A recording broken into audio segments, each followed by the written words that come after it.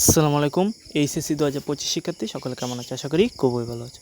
তো আজকে যে টপিকটি নিয়ে আলোচনা করব সেটা হচ্ছে তোমাদের ইংলিশ সেকেন্ড পেপারের top 10 application suggestion.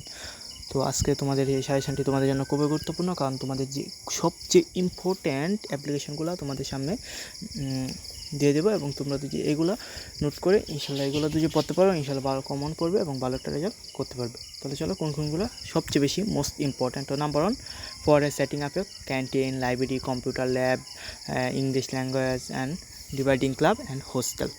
Number 2, preparation, permission to go on a study tour অথবা পিকনিক. Number 3, TC অথবা transfer certificate.